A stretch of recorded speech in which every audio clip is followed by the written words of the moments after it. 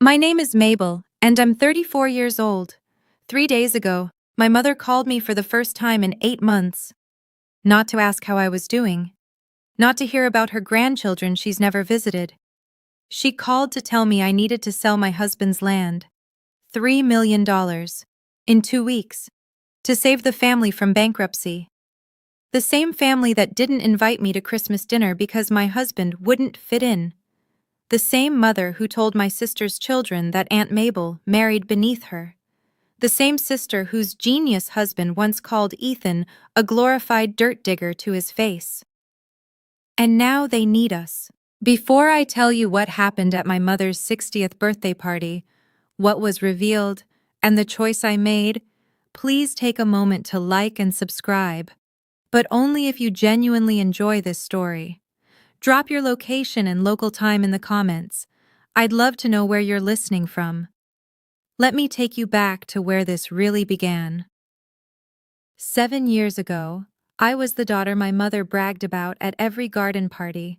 Columbia graduate, junior analyst at a boutique investment fund in Manhattan. The kind of job that made Victoria Ashford's eyes sparkle when she mentioned it to her friends. "My Mabel," she'd say, swirling her wine glass. "She's going to run Wall Street someday." I believed her. I believed that trajectory was my destiny. Corner office, designer suits, a husband with the right last name and the right portfolio. Then I met Ethan at a farmer's market in upstate New York. I'd driven up for a weekend escape. Burnout was eating me alive, and I needed air that didn't taste like exhaust and ambition. He was standing behind a wooden table covered in organic tomatoes and fresh herbs, wearing a faded flannel shirt and boots caked with mud. He wasn't handsome in the polished way I was used to, but when he talked about soil composition and crop rotation, his eyes lit up with a passion I'd never seen in any boardroom. I came back the next weekend, and the next. When I finally brought him home to meet my family, my mother took one look at his calloused hands and asked the question that would define the next 7 years of our relationship. "So, Ethan," she said, her smile thin as paper, "what's your real job?" He didn't flinch, didn't apologize, just smiled and said, "This is my real job, ma'am. I grow food." The silence that followed was deafening. My sister Clarissa leaned over to her husband Derek and whispered something. They both laughed. I pretended not to notice. But I noticed. And that was only the beginning. Our engagement party was supposed to be a celebration. My mother insisted on hosting it at her house, a sprawling colonial in Connecticut that she'd spent decades decorating to impress people she barely liked. 20 guests, champagne, canapes, the works. Ethan wore his best shirt. I could tell he'd ironed it himself. The collar was slightly uneven, and I loved him more for it. Derek and Clarissa arrived 40 minutes late, pulling up in a brand new Porsche. Derek made sure everyone saw it. "Nice wheels," someone commented. "Just a little reward," Derek said, loud enough for the room. "Made partner at the fund last month." When he shook Ethan's hand, his eyes dropped to my fiancé's shoes, clean but worn, practical. "Nice boots," Derek said. "Do they come with the tractor?" A few people laughed. Ethan just smiled. "They do, actually. It's a package deal." Then came my mother's toast. She stood at the head of the room, champagne flute raised, and I made the mistake of hoping. "To Mabel and Ethan," she began. "My youngest daughter has always been independent, headstrong." She paused.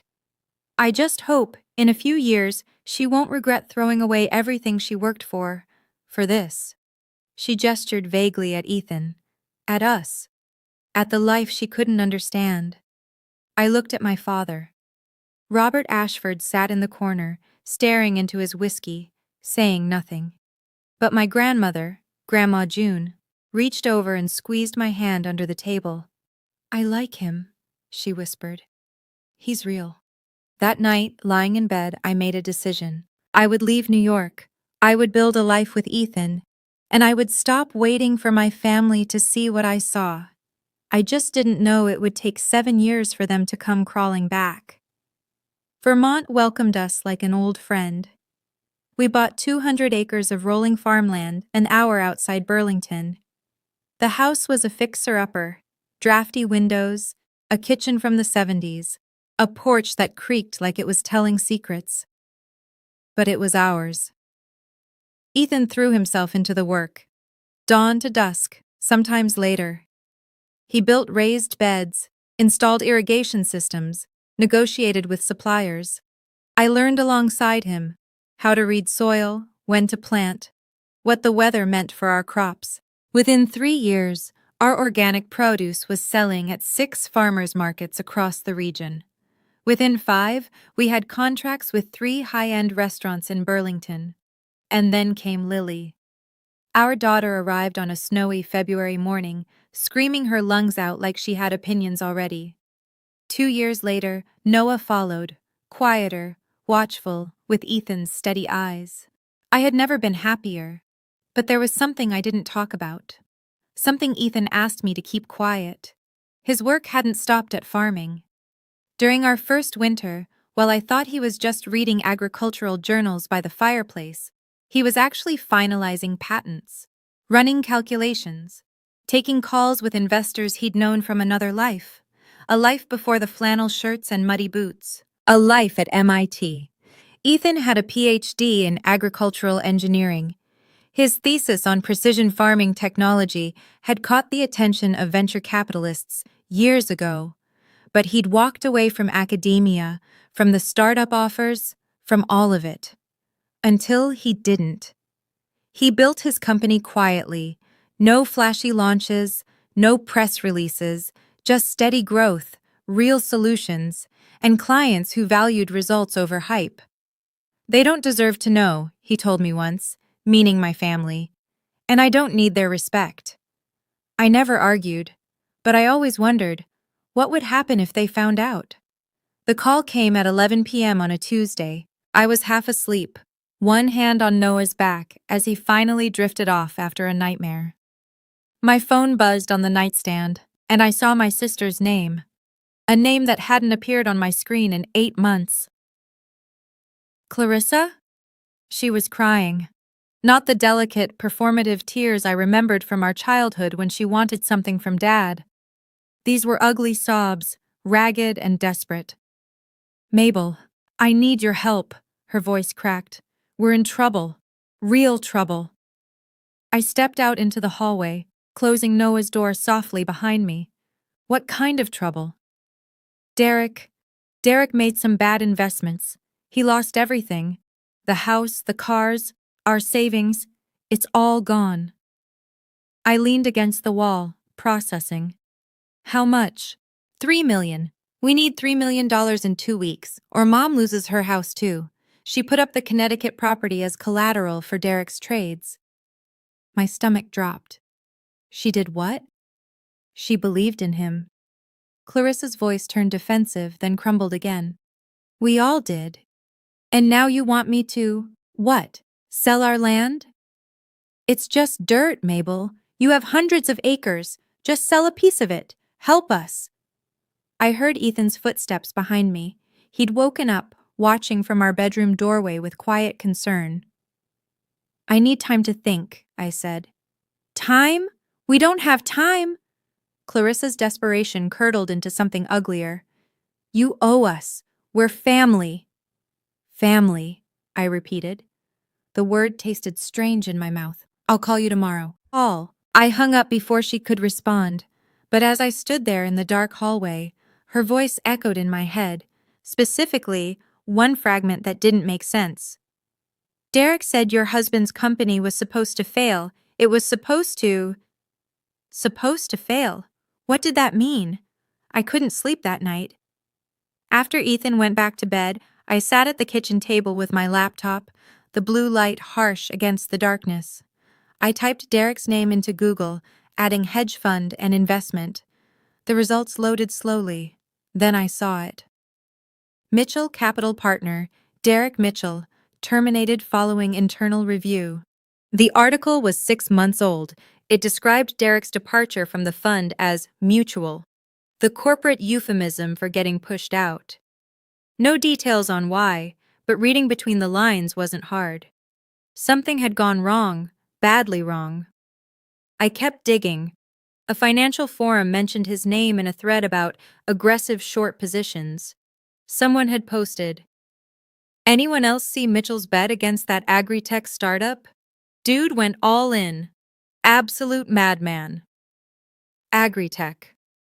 My hands went cold. I picked up my phone and scrolled through my contacts until I found Rachel Simmons, an old colleague from my Wall Street days who now worked in compliance.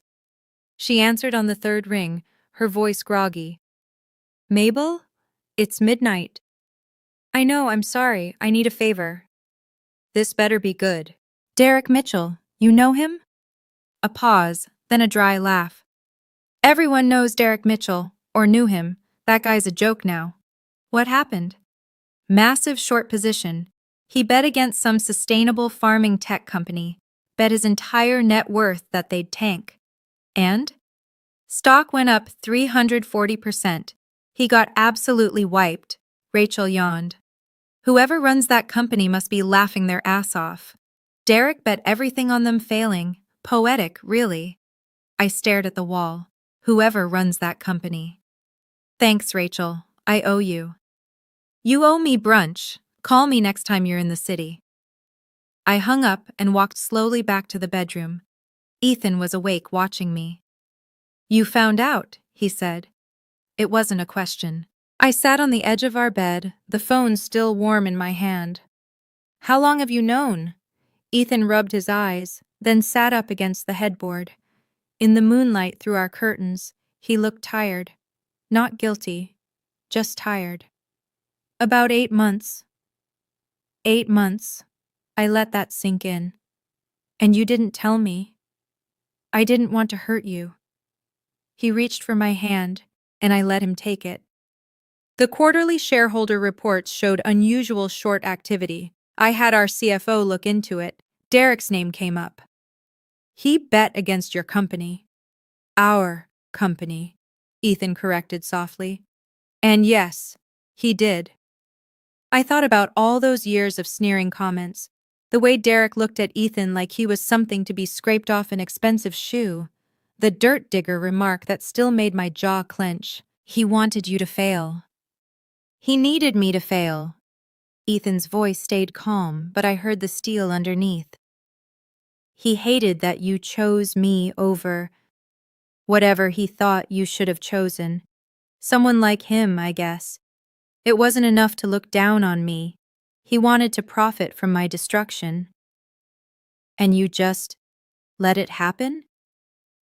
"What was I supposed to do, Mabel? Call him up and gloat? Warn him he was about to lose everything?"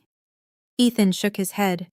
"The best response to people like Derek is to keep building, let them destroy themselves." I thought about Clarissa's desperate phone call, about my mother's house on the line. "They're asking us to sell our land to cover his losses." "I know." "Losses he made betting against you." "I know." My phone buzzed. A text from my mother. "We need to talk. Come to my birthday party. It's important." I showed it to Ethan. He read it, then looked at me. "Do you want to go?" I did, but not for the reasons my mother expected. The next morning, while Ethan fed the kids breakfast, I found myself searching again. This time, I typed his company name, AgriMind Technologies. The Forbes article appeared on the first page of results, dated 3 months ago. The MIT PhD who left academia to revolutionize sustainable farming. I clicked through and there was Ethan, not in flannel this time, but in a simple navy sweater, standing in front of a greenhouse filled with sensor equipment. The photo credit listed a San Francisco studio. He'd flown out for this and never mentioned it. The article detailed his journey. MIT doctorate at 26, offers from major tech companies he turned down, years of quiet development on precision agriculture technology. And then this paragraph. AgriMind Technologies, now valued at approximately $47 million, has disrupted traditional farming metrics by combining AI-driven soil analysis with sustainable practices. Founder Ethan Farrington remains notably private, preferring to let the company's results speak for themselves. $47 million. My husband, the man my mother thought couldn't provide for me, had built something worth $47 million while wearing muddy boots, while driving the same truck he'd had when we met, while raising our children and loving our land and never once needing to prove anything to anyone. I saved the article to my phone, not to brag, not to throw in anyone's face, but because I had a feeling I might need the truth to have a face. "You found it," Ethan said from the doorway. I looked up. Lily was clinging to his leg, sticky with maple syrup. "Why didn't you ever tell them?" He shrugged, hoisting Lily onto his hip. "Because it wouldn't have changed anything. They'd just find new reasons to look down on us." He was probably right, but I wasn't so sure anymore. Rachel called back that afternoon. "I found something," she said. "You're not going to like it." "Tell me anyway." She'd forwarded an email, a screenshot from an internal trading group chat that someone had leaked during Derek's termination proceedings. The message was time-stamped 8 months ago. I read it 3 times. "My brother-in-law's little farm project is about to tank. Got solid info from an inside source. Their tech doesn't work at scale. I'm going all in on the short. Going to make a fortune off his failure. The look on Mabel's face when they go bankrupt will be worth more than the money." The look on Mabel's face. He hadn't just wanted Ethan to fail. He'd wanted to watch me suffer. He'd wanted to prove once and for all that I'd made the wrong choice. And he'd used my mother's money to do it. I saved the email to a secure folder. Then I called my mother. She answered on the first ring. "Mabel, finally, you're coming to the party?" "Yes." "Good." Her voice softened, but only strategically. "We have a lot to discuss. The paperwork is ready. All you need to do is sign." "What paperwork?" "For the land sale.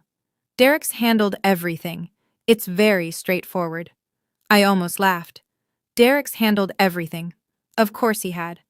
"I'll be there Saturday," I said. "Ethan too." A pause. "Is that necessary?" "Yes, Mom, it is." She sighed, the disappointed exhale I'd heard 1,000 times.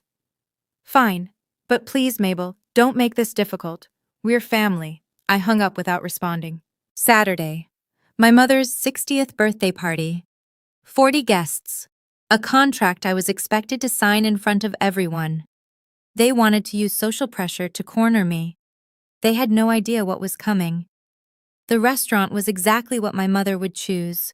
Crystal chandeliers, white linen tablecloths, a jazz quartet playing soft standards in the corner. The kind of place where people came to be seen being wealthy. Ethan and I arrived at 7 sharp. He wore a simple button-down, no tie. I'd chosen a green dress, not expensive but well-fitted. We looked like what we were, people who had nothing to prove. Victoria met us at the entrance. "You came." Her smile was tight, her eyes calculating. She air-kissed my cheeks without making contact. "Both of you." "Happy birthday, Mom." "Yes, well." She glanced at Ethan, then away. "Come, everyone's waiting." Everyone was about 40 guests spread across a private dining room. I recognized some of my mother's society friends, women who'd been judging each other's husbands and handbags for decades, a few of Derek's former colleagues, looking uncomfortable, distant cousins I hadn't seen in years. And at a corner table, Grandma June. She caught my eye and raised her hand in a small wave. But her expression wasn't celebratory, it was worried. Clarissa was already seated near the head of the table, her face blotchy from crying that she'd tried to cover with concealer. Derek sat beside her, jaw clenched, staring at his phone like it owed him money. "Mabel." Clarissa stood, her voice falsely bright. "So glad you could make it. Wouldn't miss it." My father appeared from somewhere, a whiskey already in his hand. "Mabel, Ethan." He shook Ethan's hand, the first time he'd ever done so voluntarily. "Good to see you both." Something was off. The room had a strange energy, like everyone was holding their breath, waiting. I looked at Ethan. He felt it too. "Let's find our seats," I said. Whatever was coming, I wanted to face it sitting down. The main course had just been cleared when my mother stood up. If I could have everyone's attention. The room quieted. Crystal clinked against glass as she tapped her champagne flute. "Thank you all for coming to celebrate my birthday," Victoria began, her voice carrying the practiced warmth of 1,000 charity galas. 60 years. Can you believe it? Polite laughter. Someone called out, "You don't look a day over 50, Victoria." She smiled, accepting the flattery like a queen receiving tribute. Then her expression shifted. "But tonight I also want to talk about family, about what it means to support each other through difficult times." My stomach tightened. Victoria turned to look directly at me. "My youngest daughter has been blessed with a successful little farm. A simple life, but apparently a profitable one." Little farm. Simple life. The words were poison wrapped in silk. "And right now," she continued, "our family needs her help." A waiter appeared from nowhere, holding a leather folder. He walked directly to my seat and placed it in front of me. I didn't touch it. "All she needs to do is sign," Victoria said, her voice amplified by the silent room. "Just a small piece of land, to help her mother keep her home." 40 pairs of eyes turned toward me. I could feel their judgment, their expectations, their curiosity about what the black sheep would do. Derek stood up, smoothing his expensive jacket. "It's a fair market price, the paperwork's all in order. Your husband's land isn't worth much anyway." Your husband's land, not our land, not our home where we raised our children. "Go on, Mabel." Victoria's smile didn't reach her eyes. "You won't let your mother become homeless. You know what family means." The trap had been set. Now it was time to spring it. The whispers started immediately. Poor Victoria. A woman to my left, loud enough to be heard. "Imagine having to beg your own daughter." "Can you believe she'd even hesitate?" Another voice from somewhere behind me. Clarissa leaned forward, her face flushed. "Mabel has always been the selfish one. She abandoned us to play farmer's wife while we handled everything here." I felt Ethan's hand find mine under the table. Steady, warm. Derek circled closer, sensing blood in the water. "Let's be honest here. Your husband got lucky with some dirt. The least you can do is share the wealth. That's what family does." "The least we can do," I repeated quietly. "That's right." He was enjoying this now, playing to the audience. "I mean, what has he ever contributed? He plants vegetables. My grandmother could do that." A few uncomfortable laughs. My father sat frozen in his chair, staring at the tablecloth like he wished he could disappear into it. He'd always been good at that, vanishing when Victoria needed someone to stand up to. Victoria pressed her advantage. "So, Mabel, will you sign?" She gestured at the leather folder. "Or will you prove to everyone here that you never really cared about this family?" The room held its breath. 40 people waiting for me to fold, to be the good daughter, to sacrifice what Ethan and I had built so they could maintain their illusions a little longer. 5 seconds of silence, stretched into 10. Then I stood up, but I didn't reach for the pen. "Before I answer," I said, my voice calm and clear, "I have a question for Derek." His smile faltered, just slightly. "What kind of question?" "A simple one." I looked directly at him. "Can you explain to everyone here exactly how you lost all your money?" Hey, quick pause here. I know this is getting intense. Before I tell you what I said next, I want to know. What would you do in my shoes? Would you sign to keep the peace? Or would you stand your ground? Drop your answer in the comments. Type sign or stand. I'm curious what you'd choose. And if you're still with me, hit that subscribe button. Now back to that restaurant. Derek's face went rigid. That's not really relevant to... Not really. It's completely relevant. I kept my voice level. No anger, no trembling, just facts. You're asking me to give away $3 million. I think everyone here deserves to know where the original money went. Victoria stepped forward. Mabel, this isn't the time. When is the time, Mom? I turned to her. When I've already signed? When it's too late to ask questions? Murmurs rippled through the crowd. I saw Grandma June lean forward in her seat, her eyes sharp. Derek, I continued, facing him again, you were fired from your hedge fund 6 months ago, weren't you? His jaw tightened. I left voluntarily. That's not what the financial press says. Internal review, termination. I let the words hang. But that's not the worst part, is it? Clarissa's hand flew to her throat. Mabel, stop. You didn't just lose your job. You took Mom's retirement savings, the money she'd set aside for decades, and you invested it yourself, didn't you? Victoria's champagne flute trembled in her hand. He was trying to help. Was he? Or was he gambling with your future? The room had gone completely silent now. Even the jazz quartet had stopped playing, sensing the shift in atmosphere. Derek took a step toward me, his voice dropping to something dangerous. You don't know what you're talking about. Actually, I do. I pulled out my phone. I've spent the last 3 days learning exactly what happened to your fortune, Derek, and it's quite a story. He went pale. Would you like to tell them, or should I? Clarissa started crying. Victoria gripped the back of her chair, but Derek said nothing. So I continued. I opened the email on my phone. Derek made what traders call a short position, I explained, keeping my voice steady for the audience. That means he bet against a company, bet that its stock would crash. If it did, he'd make millions. This is ridiculous, Derek spat. You don't understand finance. I worked on Wall Street for 4 years, I reminded him. I understand it fine. I held up my phone and read aloud. My brother-in-law's little farm project is about to tank.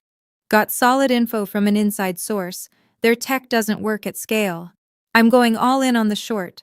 Going to make a fortune off his failure. Gasps scattered through the room. The look on Mabel's face when they go bankrupt will be worth more than the money. Dead silence. I lowered the phone. Derek didn't just make a bad investment. He specifically targeted my husband's company. He bet everything, including Mom's retirement, on Ethan failing.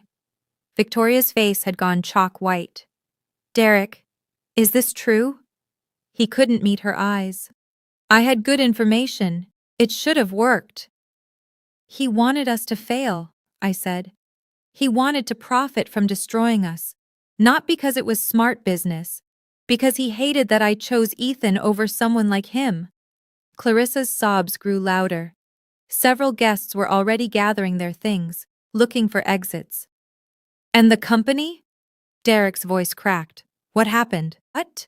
It didn't fail, Derek. I almost felt sorry for him. Almost.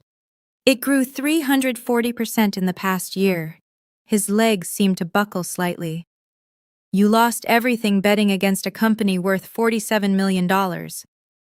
Now the murmurs became something else. Shock. Confusion. 47 million? Someone whispered. The farmer's company? It was time. An older man near the front, one of Derek's former colleagues, raised his hand like we were in a boardroom. Wait, what company are we talking about here? I opened the Forbes article on my phone and handed it to the woman nearest me. Pass this around. The phone moved from hand to hand. I watched faces change as they read.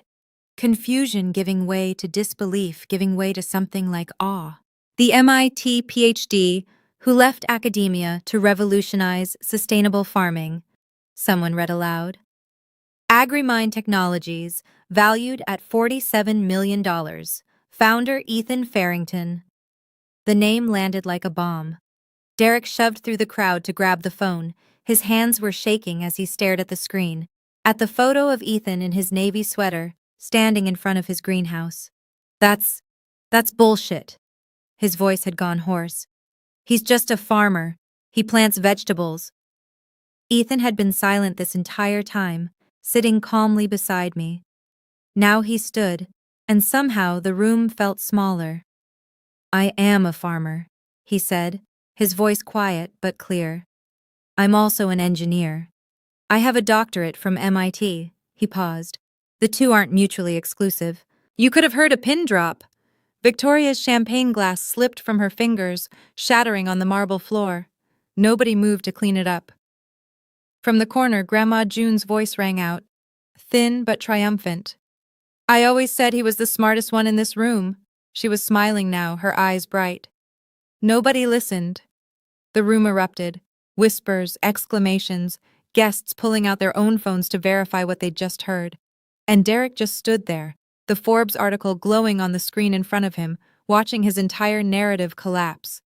$47 million. The dirt digger was worth $47 million. The chaos settled slowly. Guests found their seats again, but the energy had shifted completely. They weren't looking at me with pity anymore. They were looking at Victoria. My mother stood frozen, broken glass at her feet, mascara beginning to smear at the corners of her eyes. Mabel. Her voice was small now, nothing like the commanding tone from minutes ago. Please, we're still family. Whatever Derek did. Mom. I kept my voice gentle but firm. I'm not signing anything. But you have the money. You could. Yes, I could. I picked up the leather folder she'd so carefully prepared and set it aside, untouched. But this land isn't mine to sell.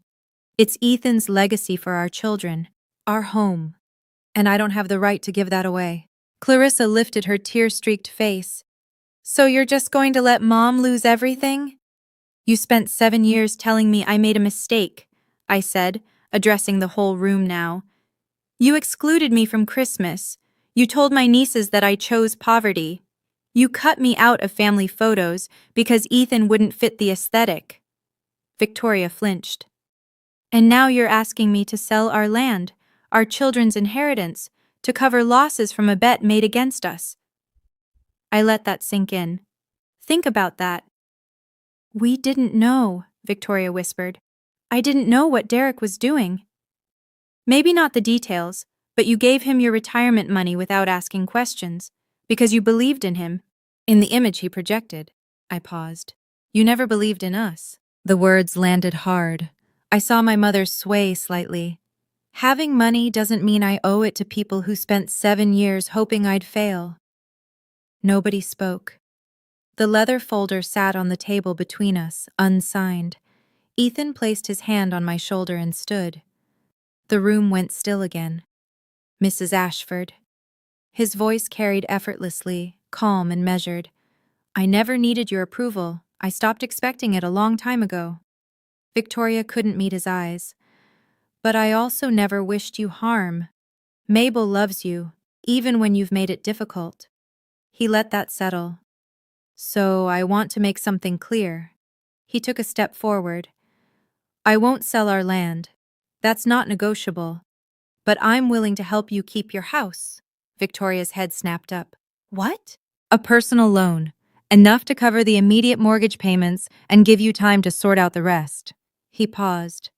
Not 3 million, but enough.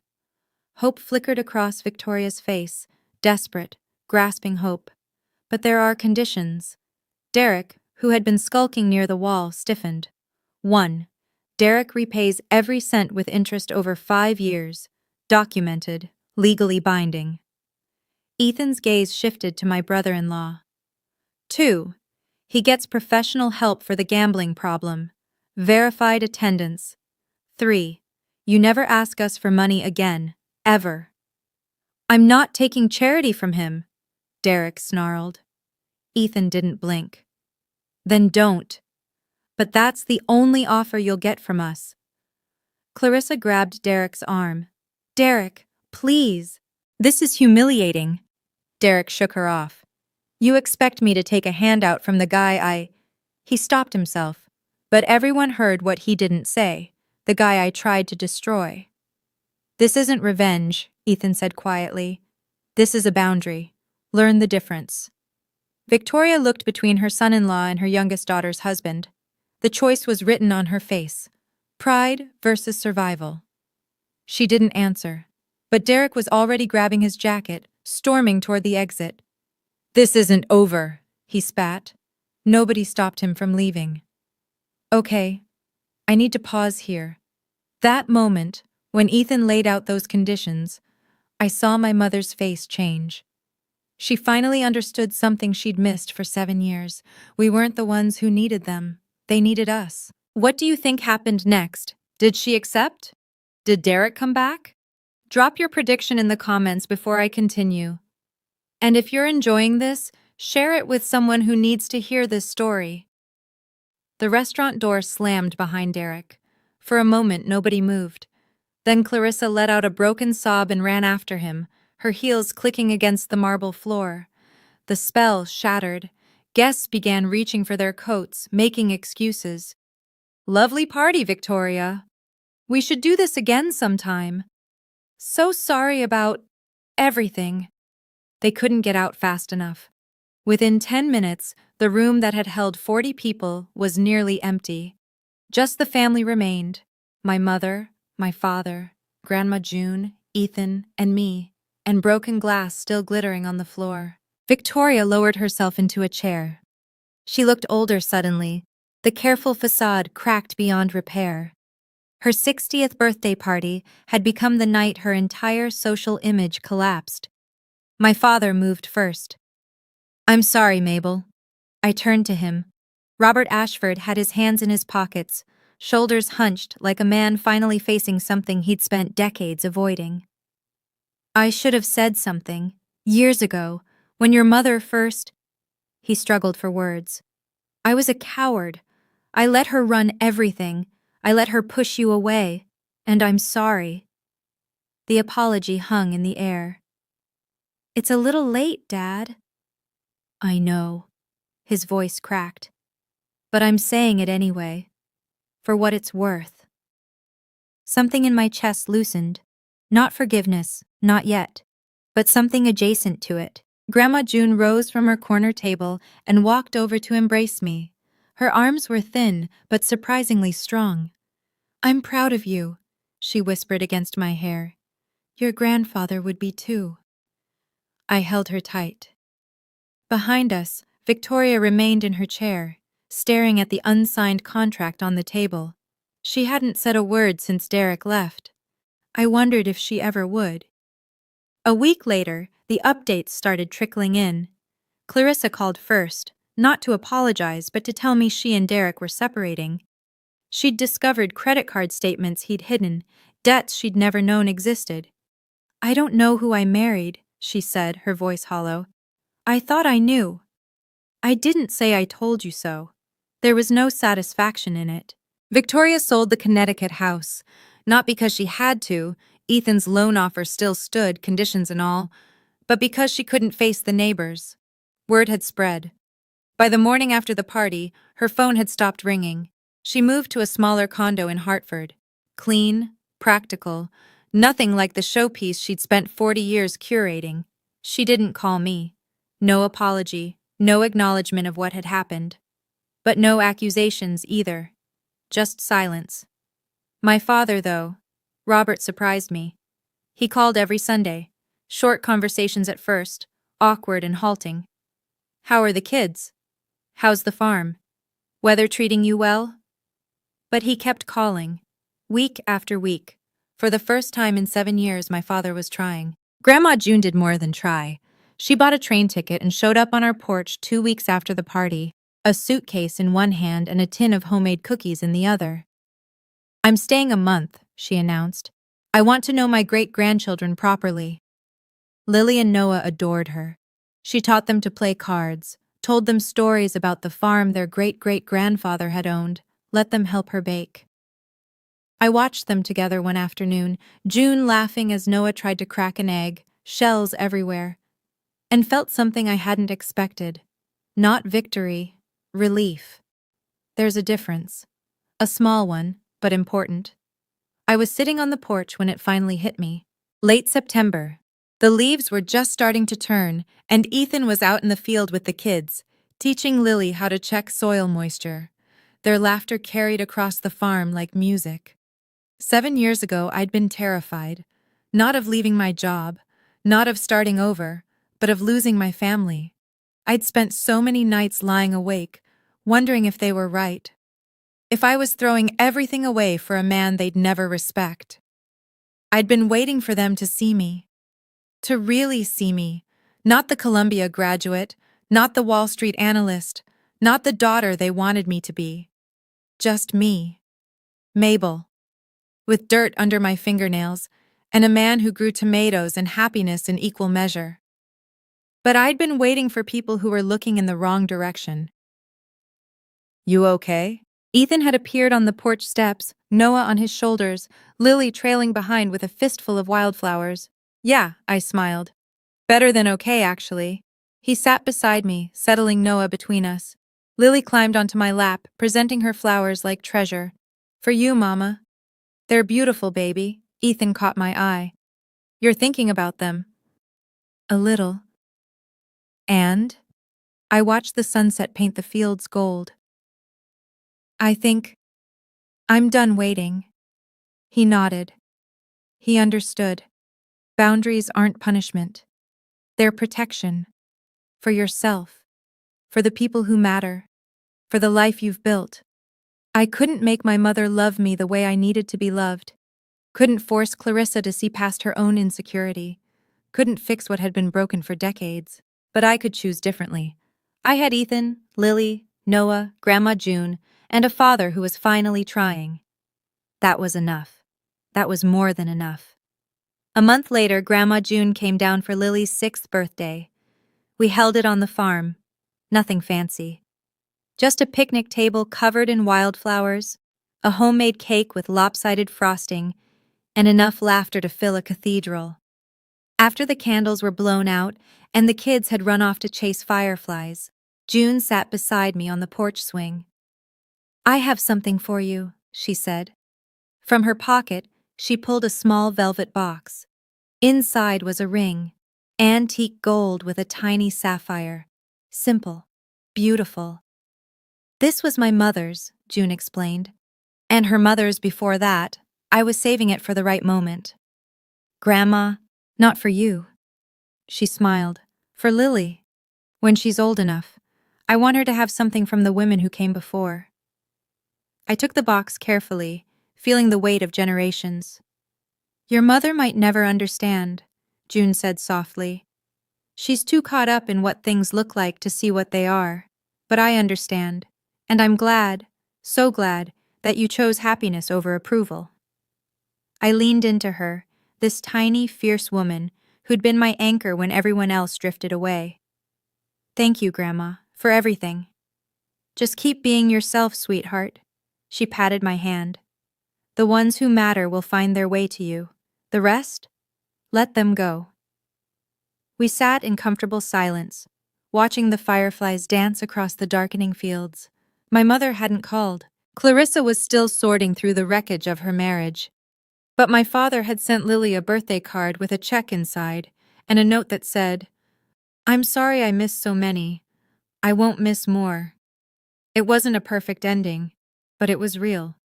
And real, I'd learned, was more valuable than perfect could ever be. Thank you for staying with me until the end. This story took a lot to share, but your comments and support make it worth it. If any part of this resonated with you, if you've ever had to choose between keeping the peace and keeping your self-respect, I'd love to hear about it. Drop your story in the comments. For more stories like this, check the video in the description. Until next time, take care of yourself. And remember, you're allowed to set boundaries, even with family, especially with family.